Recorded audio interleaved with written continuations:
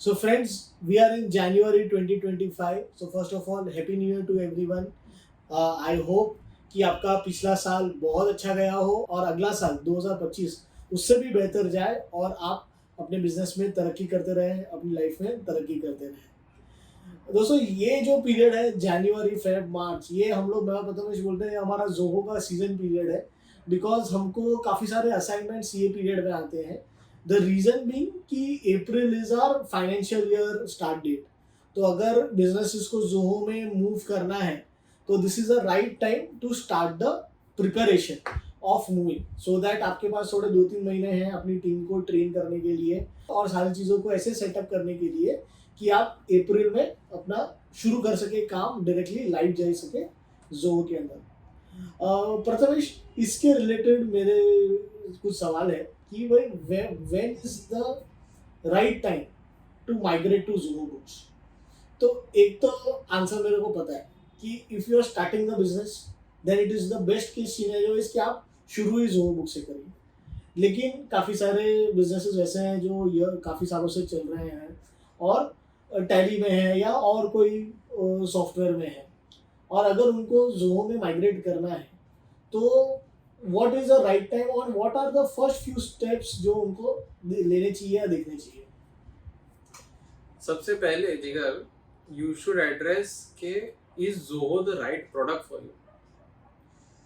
अगर आपने ये नक्की कर लिया कि हाँ जोहो बुक्स आपके बिजनेस के लिए राइट प्रोडक्ट है, देन यू गो हेड कि हम लोग जोहो बुक्स में कब माइग्रेट करें। तो स्टेप 1 बहुत सही बोला प्रथमेश कि पहले आप इवेल्युएट करिए, बिकॉज ये बहुत बड़ा डिसीजन है हर एक बिजनेस के लिए कि आप अपनी जो अकाउंटिंग सिस्टम है उसको आप चेंज कर रहे हैं। तो पहले आप इवेल्युएट करिए कि जोहो जो है वो आपके बिजनेस के लिए करेक्ट प्रोडक्ट है कि नहीं है। एक बार ये नक्की हो गया कि जोहो आपका प्रोडक्ट है, क्योंकि आपको जोहो बुक्स भी यूज करना है, इन्वेंटरी भी यूज करना है, प्रोजेक्ट्स भी यूज करना है, पीपल भी यूज करने हैं, सारे प्रोडक्ट्स यूज करने हैं, तो पूरा इकोसिस्टम जोहो में ही आपको रहना है। द नेक्स्ट स्टेप इज कि कब जाना है।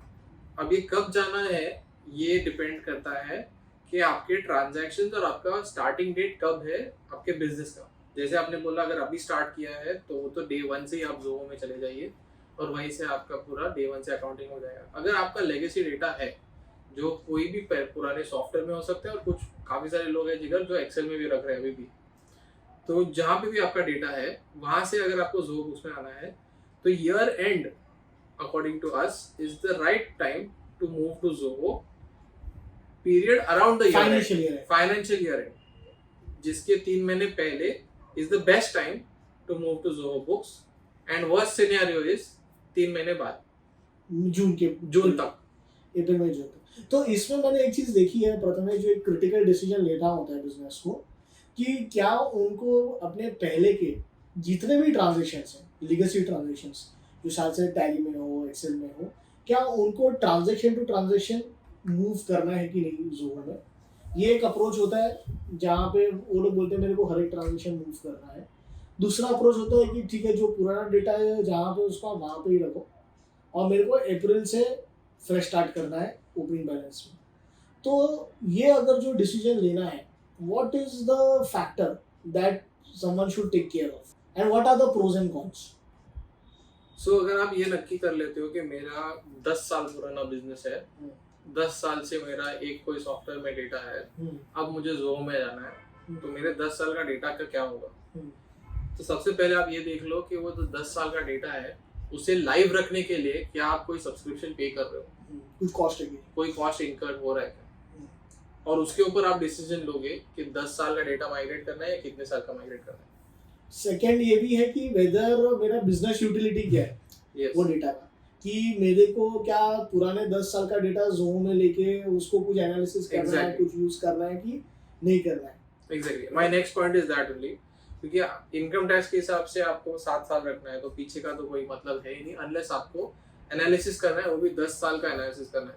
तो नॉर्मली जिगर वी सजेस्ट कि आप 2 साल का डेटा यहाँ पे लेके आओ, जिसमें से एक करंट ईयर होगा और एक उसके पहले का साल होगा। जैसे अगर मेरे को अगर अप्रैल 2025 से करना है माइग्रेट, तो मैं FY 23-24 एंड FY 24-25 माइग्रेट कर लूँ एंड अप्रैल 2025 से हम लाइव जाए शुरू करें। तो दोस्तों हम लोग ने काफ़ी सारे ऑर्गेनाइजेशंस को हेल्प किया है उनके पुराने डेटा को माइग्रेट करने में, नॉट जस्ट फ्रॉम टैली। तो टैली में से तो हम माइग्रेशन करते ही हैं बिकॉज काफ़ी सारे बिजनेसेस टैली से जोहो में मूव कर रहे हैं, but also from quick books and also from product like SAP. तो इसमें काफ़ी सारे, इसमें क्या होता है कि माइग्रेशन तो एक बार ठीक है हो जाता है and it is not on a click of a button, हमें काफ़ी एफर्ट डालनी पड़ती है उसको।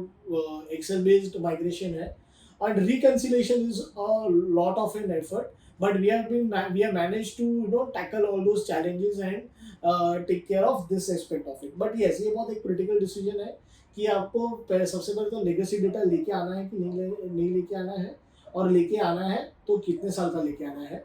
एंड थर्ड और सिंपल अप्रोच ये है कि आप पुराना डेटा जहाँ पे उसको वहाँ पे ही रखें, और ओपनिंग बैलेंसेस अभी विथ रिस्पेक्ट टू, एक तो मेरे को दिख रहा है कि Jan Feb is the right time to start the preparation, क्योंकि अगर आपको माइग्रेट भी करना है पुराने ईयर्स का डेटा तो आपको 2-3 महीने लगेंगे to completely get all your data in. I'll stop you here. 2-3 महीने लग सकते हैं. It depends upon the kind of data that you have, the complexity of that data, etc. So अगर इन्वेंट्री है तो ज़्यादा टाइम लगता है, अगर इन्वेंट्री बेस्ड नहीं है तो कम टाइम लगता है।